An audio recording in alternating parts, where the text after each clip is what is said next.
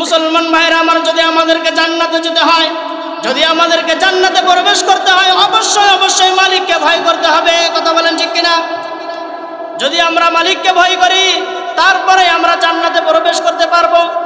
আল্লাহ তাআলা বলেন, ইত্তাকুল্লাহ, তোমরা আমাকে ভয় করো, যথাযথভাবে ভয় করো। কিন্তু দেখা যায় বন্ধু, আমরা ভয় করি আবার গুনাহ করি। কথা বলেন ঠিক কিনা? আল্লাহকে ভয় করি, এক বেলা যখন আমরা আল্লাহকে ভয় করি, আবার আরেক বেলা যখন হয়ে যায়, আবার আমরা গুনার সাথে লিপ্ত হয়ে যাই, আবার আমরা পাপাচার কাজে লিপ্ত হয়ে যাই, আবার আমরা অশ্লীল কাজে লিপ্ত হয়ে যাই। কিন্তু আল্লাহ তাআলা বলেন, ইয়া আইয়ুহাল্লাযীনা আমানু তুবু ইলাল্লাহি তাওবাতান নাসুহা। হে ইমানদার বান্দারা, তোমরা পরিপূর্ণভাবে বিশুদ্ধ আকারে তওবা করো। যেমন ভাবে তওবা করলে তোমাকে আর গুনাহ করতে মন চাবে না, তোমাকে আর পাপাচার কাজ করতে মন চাবে না, তোমাকে আর অন্যায় কাজ করতে মন চাবে না, দুনিয়ার অহেতুক ফাসিকি কাজ থেকে তোমাকে বিরত থাকতে মন চাবে। এখন বর্তমানে খেয়াল করে দেখবেন, মুরগি যখন পচা খাবার খায়, নোংরা খায়, ময়লা খায়, আবার ঠোঁট মুছে লারে আর খাবো না। কথা বলেন ঠিক কিনা? মুরগির মতো তওবা করলে হবে না। কথা বলেন ঠিক কিনা?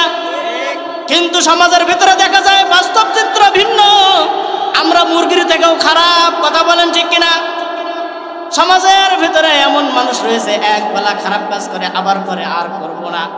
দেখা যায় আরেক বেলা সে নিজে আবার খারাপ কাজে ব্যস্ত হয়ে গেছে। কথা বলেন ঠিক কিনা?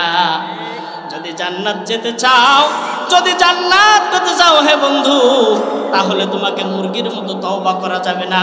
তাহলে তোমাকে ওই যে মুরগি তওবা করে ময়লা খায় আর ঠোঁট লারে মোছে আর বলে আর ময়লা খাবো না, এমন তওবা যদি তুমি কিয়ামত পর্যন্ত করতে থাকো, এমন তওবা আমার মালিকের কাছে গ্রহণযোগ্য হবে না।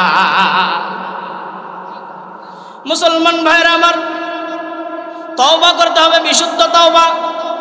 যেমন ভাবে তওবা করলে রব্বুল আলামিন কবুল করে নেবেন, এমন তওবা করতে হবে।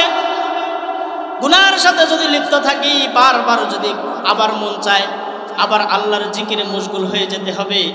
রবকে ভয় করতে হবে, রবকে ভয় করতে হবে এমন ভাবে, যেমন ভাবে ভয় করলে আর গুনার দিকে মন চাবে না, গুনার দিকে ধাবিত হতে মন চাবে না, এমন ভাবে রবকে স্মরণ করতে হবে। প্রিয় বন্ধু, এমন ভাবেই যদি আমরা রবকে স্মরণ করতে পারি, রবের ভালোবাসা নিজের ভেতরে লালন করতে পারি, তবেই রব্বুল আলামিন আমাদেরকে জান্নাত দান করবে।